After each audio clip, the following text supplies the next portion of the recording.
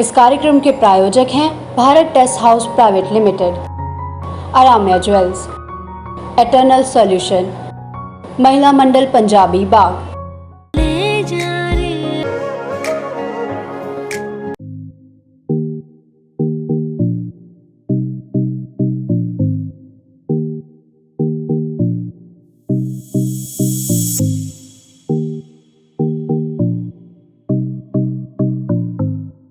नमस्कार, मैं हूं भावना रावत और आप देख रहे हैं हमारा खास कार्यक्रम हेल्थ टिप्स। आज हम आपकी मुलाकात एक ऐसी खास शख्सियत से कराने जा रहे हैं जो विज्ञान को भी टक्कर देते हैं, चुनौती देते हैं और उन्हें अब तक अपनी 26 बुक पब्लिश की हैं और उसके साथ उनके 4 वर्ल्ड वाइड सेंटर भी चलते हैं। जी हाँ, हम बात कर रहे हैं डॉक्टर विश्वरूप राय चौधरी की। तो चलिए आपकी मुलाकात आज उनसे करवाते हैं। नमस्कार सर, बहुत बहुत स्वागत है आपका। थैंक यू, धन्यवाद। सर, सबसे पहले तो हमारे जितने भी दर्शक हैं वो यही जानना चाहेंगे कि वैक्सीन की जो वैक्सीनेशन का प्रोसेस चल रहा है इंडिया में, दिल्ली में, तो फर्स्ट डोज तो लग चुकी है ऑलमोस्ट और सेकंड डोज अब लग रही है, तो इस पर आप क्या कहेंगे? देखिए, डोज तो कभी ख़त्म नहीं होने वाला। अगर आप सोचते हैं सेकंड डोज लगा के छुट्टी हो जाएगी, वो होने नहीं वाला। सेकंड के बाद थर्ड आएगा, थर्ड के बाद फोर्थ आएगा। यूँ मानो कि ये जो भी डोज लग रहा है, यूँ मान लो कि ये सारा कुछ एक्चुअली काम करता है, तब भी इसकी जो अवधि होती है किसी भी वैक्सीन की या इस वैक्सीन की, since it is for influenza, flu, right, flu virus जो होता है उसकी एंटीबॉडी हमारी बॉडी में, चाहे वो वायरस आके बनाए चाहे वैक्सीन की मदद से आप बनवाएं, it last for about 2-3 months. 2-3 महीने के बाद वो जो एंटीबॉडी बने थे जिसकी वजह से आपने वैक्सीन लगाया, वो गायब हो जाते हैं। यानी कि हर 3 महीने बाद आपको वैक्सीन लगाते रहना पड़ेगा। मतलब जीवन भर हर 3 महीने में आपको वैक्सीन लगाना है। अभी तो पहला डोज हुआ है, फिर दूसरा, फिर बोलेंगे नहीं तीसरा, फिर होगा चौथा, वो तब तक जब तक आप मर नहीं जाए।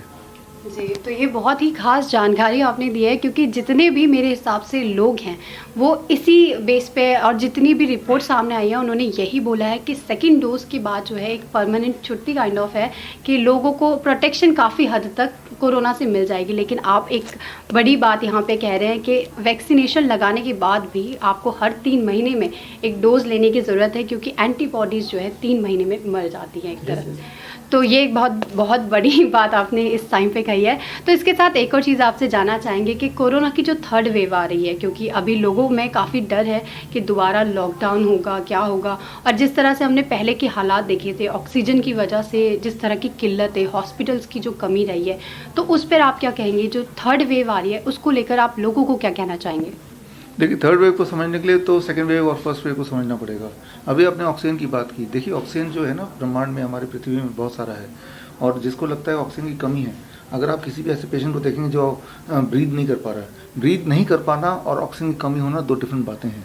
ठीक है, ब्रीथ नहीं कर पाना वो बॉडी में, लंग्स में दिक्कत है, वो ऑक्सीजन की कमी नहीं है। ऐसे पेशेंट को हमने 60,000 पेशेंट ठीक किए, उनमें 1/3 पेशेंट इसी कैटेगरी के हैं।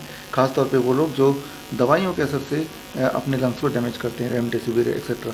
तो वो कोविड की वजह से नहीं वो उनकी स्थिति आई है, वो उन कोविड के ट्रीटमेंट की वजह से ये स्थिति आई है कि जब उनको ब्रेथलेसनेस हुआ।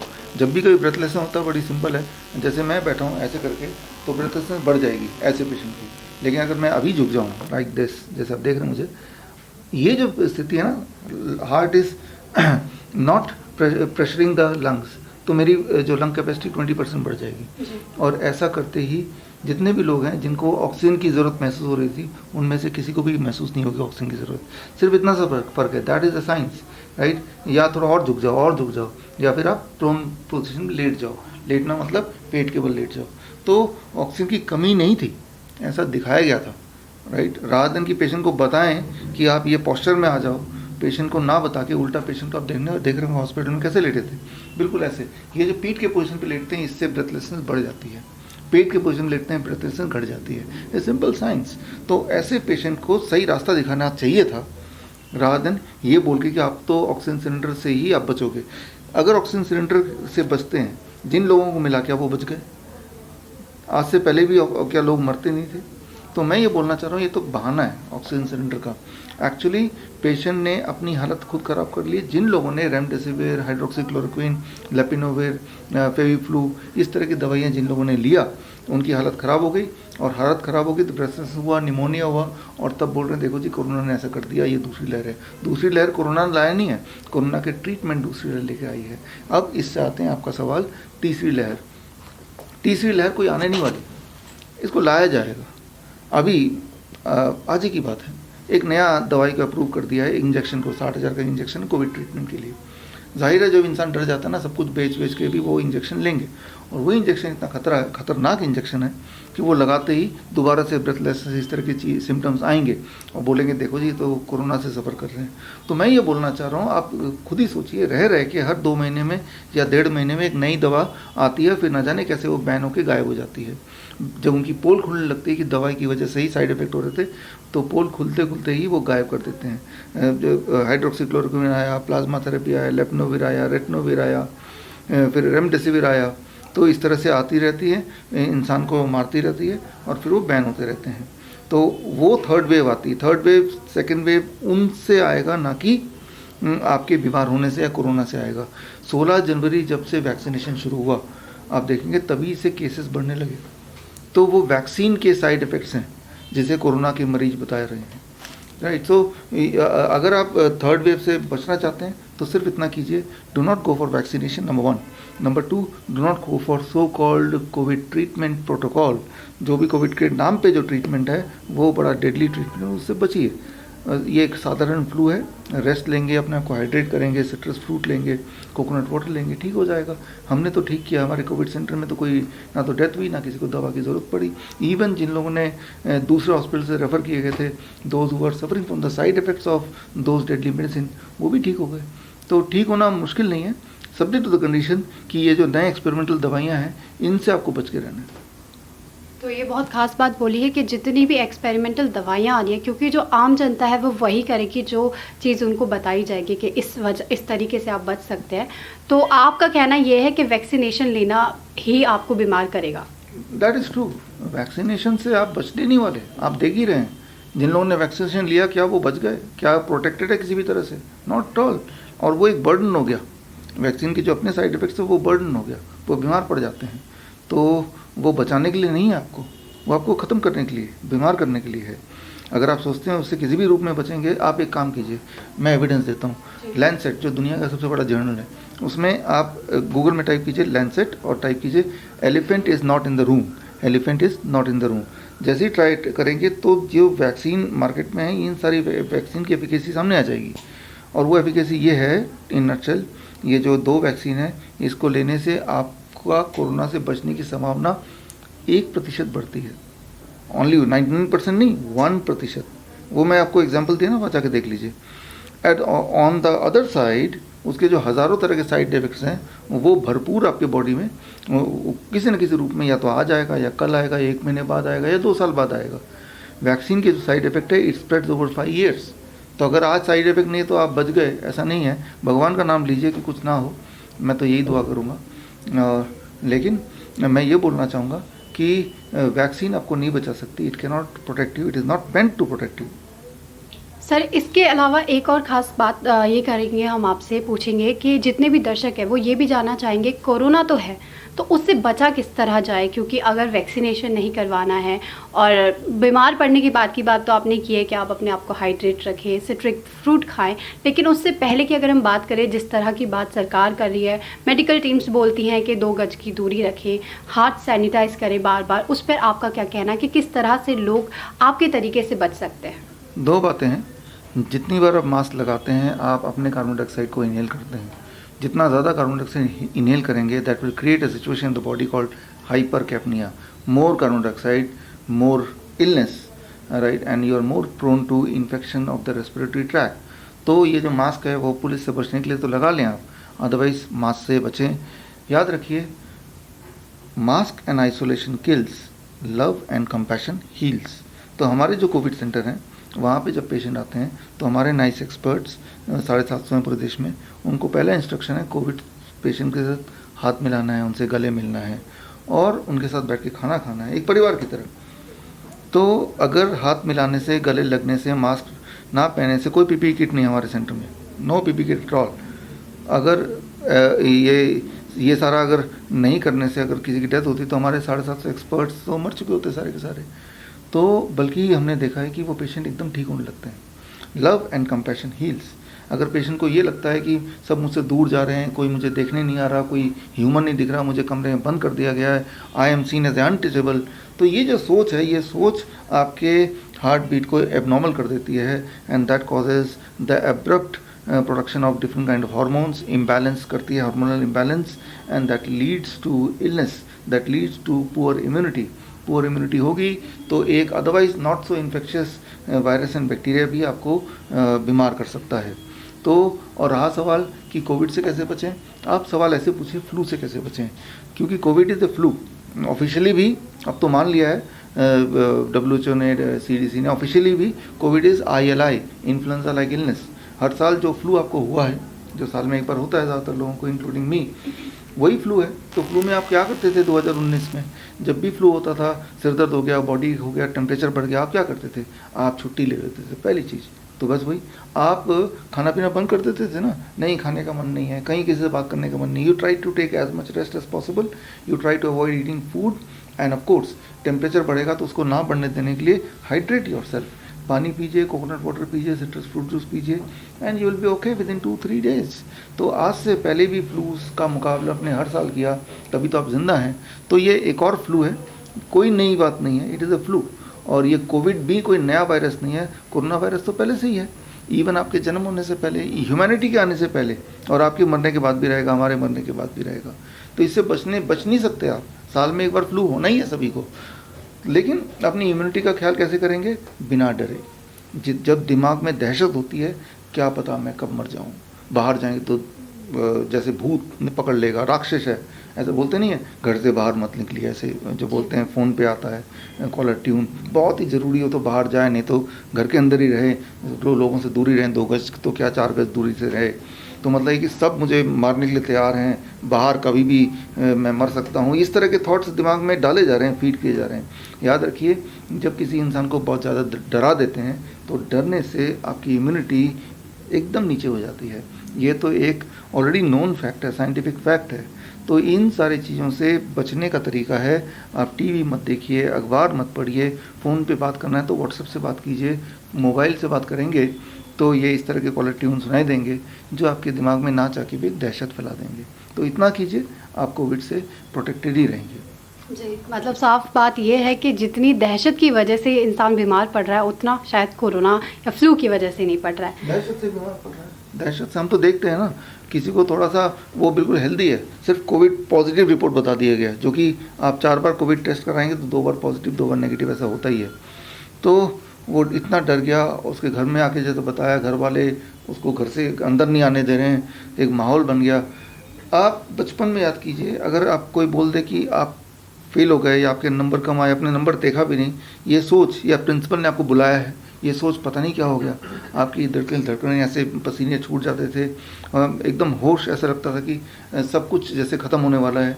तो ये जो इम्यूनिटी का खेल है, ये आप किसी को दहशत में डाल दो, वो अपने आप ही मर जाएगा। जी, तो अब बात करें आयुष मिनिस्ट्री की, तो उन्होंने आपकी NIC की जो प्रोटोकॉल है उसको बताया है कि वो उसको एक्सेप्ट नहीं करती है, क्योंकि एक रूमर्स जो है पहले बहुत ज़्यादा स्प्रेड हो रही थी कि आपके जो प्रोटोकॉल्स है वो आयुष मिनिस्ट्री से पास कर दिए गए हैं। तो इस पर आप क्या कहना चाहेंगे इस बार? देखिए, रूमर तो ये है कि वो एक्सेप्ट नहीं करती है, रूमर खुद ही उन्होंने फैलाया है, और सच्चाई तो ये है कि आयुष मिनिस्ट्री का एक डिपार्टमेंट है called NIN Ayush ministry, national institute of naturopathy. तो उन्होंने हमारे कोविड सेंटर में आके हमारे प्रोटोकॉल पे पेशेंट को देखा, उन्होंने ऑब्जर्वेशन स्टडी किया और उन 101 पेशेंट्स पे, और स्टडी करने के बाद उसका रिपोर्ट सबमिट किया, और उस रिपोर्ट की कॉपी अगर आपको देखना है तो bishwarup.com/ayush में जाएंगे तो उनकी जो रिपोर्ट है, जो उन्होंने हमें भेजी 20 जुलाई को, वो रिपोर्ट आपको पूरी मिल जाएगी, उन्हीं की रिपोर्ट है। और वो रिपोर्ट में वो रिकमेंड कर रहे हैं, लिखित में रिकमेंड कर रहे हैं कि हमने ये पाया कि ये जो नाइस प्रोटोकॉल है, इससे ना तो किसी को दवाई की ज़रूरत पड़ी, ना कोई साइड इफ़ेक्ट हुआ, ना कोई बीमार पड़ा, ना ही किसी की डेथ हुई, और सब लोग 3 से 7 दिन में ठीक हो गए। तो हम रिकमेंड करते हैं, लिखा है उसमें वर्ड्स क्लियरली, कि हम रिकमेंड करते हैं फ्यूचर में इस नाइस प्रोटोकॉल को कोविड के mild patients, severe patients, mild and moderate and severe patient तीनों को दिया जा सकता है, और प्रिवेंशन के लिए भी ये प्रोटोकॉल यूज किया जा सकता है। उन्होंने लिख के दिया, जो उन्होंने लिख के दिया है, ऑफिशियल डॉक्यूमेंट है, वो मैंने लोगों को बताया। तो यहाँ रूमर क्या है, लेकिन जब लोगों को बताया तो उनकी मिनिस्ट्री न जाने क्यों हरकत में आई, और उनके आपस में कोऑर्डिनेशन की कोई दिक्कत होगी, तो उन्होंने फिर एक प्रेस रिलीज जारी किया जिसके बारे में आप बोल रहे हैं कि हमने रिकमेंड नहीं किया। एक तरफ तो उन्होंने मुझे लेटर भेजा जिसमें लिखा ही है कि हम रिकमेंड कर रहे हैं, दूसरी तरफ वो पब्लिक को बोल रही है कि हमने रिकमेंड नहीं किया। तो ये वाला सवाल आप जो ऑडियंस है, आपको लोगों को आयुष से पूछना चाहिए। जो मैंने आपको लिंक दिया vision.com/आयुष, उनकी चिट्ठी को लेके दिखा के आयुष मिनिस्ट्री से आप पूछिए कि अगर आपने रिकमेंड नहीं किया है या तो फिर ये चिट्ठी क्यों दी, या तो ये चिट्ठी झूठ है। अगर तो ये चिट्ठी झूठ है तो भाई इनके ऊपर कार्रवाई होनी चाहिए। झूठी चिट्ठी दिखा रहे हैं तो झूठे वो लोग हैं, they are telling a lie, not me. जी, तो ये बहुत ख़ास बात बताई आपने कि आप जो है यही खासियत है जो आपकी जो ऑडियंस या आप कह लें कि आपके जो पेशेंट्स आप पे जो ट्रस्ट करते हैं वो सबूतों के बेस पे है, क्योंकि आप मोस्टली बात अपनी सबूत पर रख के करते हैं। लेकिन ऐसे कई मीडिया हाउस हैं जो ये बोलते हैं कि आप कोरोना को लेकर, वैक्सीनेशन को लेकर लोगों को भ्रमित करते हैं, या फिर मैं कहूँ कि कई मीडिया हाउसेस जो है आपकी पर्सनालिटी को थोड़ा नेगेटिव पोर्ट्रे करती है, जो कि आपने भी देखा होगा। तो उस पर आप उन मीडिया हाउस को क्या कहना चाहेंगे? देखिए, मीडिया के ऊपर तो लोगों का फेथ जितना अभी कम हो चुका है, इतना पहले कभी नहीं था। ये गोदी मीडिया जो टर्म है वो आया ही पिछले 1 साल में है। आज से पहले एटलीस्ट मैंने अपने जीवन में मीडिया के ऊपर भरोसा इतना कम होते हुए देखा नहीं। मीडिया को एक ऑल्टरनेट नेम देना, गोदी मीडिया या फिर पेड मीडिया, ऐसा बोलना, आज तक मीडिया के ऊपर किसी ने सवाल नहीं उठाए। तो ये गोदी मीडिया इनको बोला जा रहा है, इसी बात से ये सामने आता है कि लोगों का फेथ है ही नहीं इस पर। और फेथ नहीं है तो वो इसलिए नहीं है बिकॉज वो इस तरह की हरकतें कर रहे हैं in various way, number 1। Number 2, लोग इसलिए शिफ्ट हो रहे हैं फ्रॉम गोदी मीडिया टू यूट्यूब चैनल्स या इस तरह के जो इंडिपेंडेंट छोटे छोटे और जर्नलिस्ट हैं छोटे बड़े, उनके ऊपर ज़्यादा फेथ कर रहे हैं। तो they will die their own death, right. देखिए, ये इस धरती पे हम भी हैं, इस धरती पे वो भी हैं, राइट। तो समय आएगा और लोग और जागेंगे एंड उनके जो भी कर्म है उन कर्म का भुगतान भी उन्हें ही होने वाला है या हो भी रहा है। अब देखिए, काफ़ी सारे तो न्यूज़ चैनल तो ऑलरेडी बंद होने के कगार में हैं, काफ़ी सारे बंद हो भी रहे हैं, दे आर स्ट्रगलिंग टू। वही रिपोर्टर्स जो लोग एक टाइम पे मुझे क्रिटिसाइज़ करते थे, now they are jobless, right, जिस मीडिया को बचाने के लिए। तो वो बचने तो वो वाले हैं नहीं, उसकी हमें चिंता करने की आवश्यकता नहीं है। हमें तो ये चिंता करना है कि इन स्पाइट ऑफ देम हमें लोगों तक सच्चाई पहुंचानी है, और सच्चाई के लिए एविडेंस की ज़रूरत होती है। सच्चाई को डिले किया जा सकता है, छुपाया तो नहीं जा सकता। जी, तो अब कुछ ऐसे खास सवाल जो हमारे जितने भी दर्शक हैं वो आपसे जानना चाहते थे। तो मेरा पहला सवाल आपसे ये है कि योगा जो है, योगा कितना ज़्यादा कारगर है आपको फिट रखने में, हेल्दी रखने में? आप क्या रेकमेंड करेंगे, योगा कितना ज़्यादा बेनिफिशियल है? क्योंकि लोग आजकल डेली योगा करना पसंद करते हैं खुद को फिट और हेल्दी रखने के लिए। देखिए, योगा एक अच्छी चीज़ है, योगा नहीं फ्लेक्सिबिलिटी, और उससे भी अच्छी प्राणायाम, ब्रीदिंग।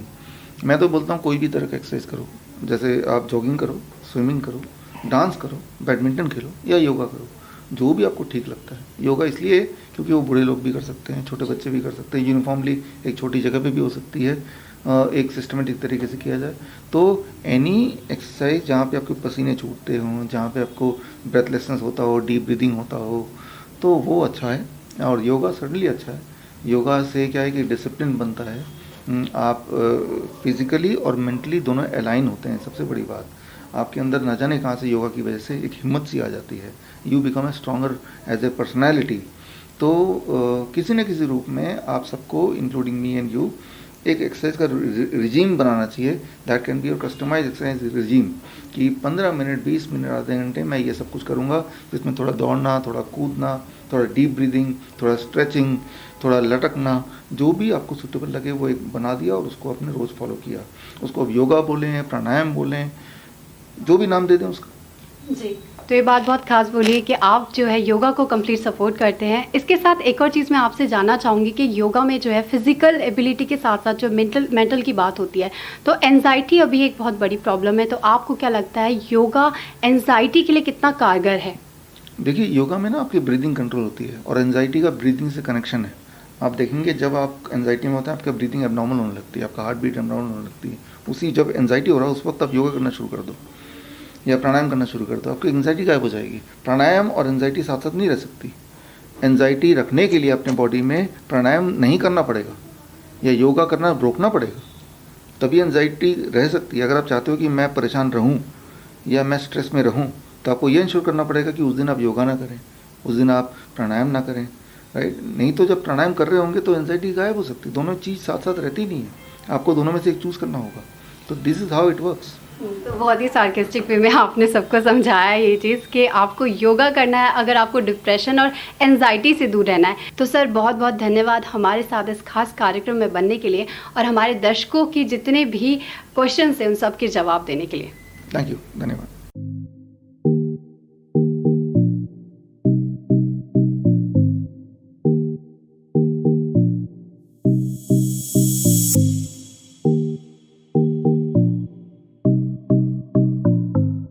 इस कार्यक्रम के प्रायोजक हैं Bharat test house private limited, Aaramya jewels, eternal solution, Mahila Mandal Punjabi बाग। ले जा रे, ले जा रे,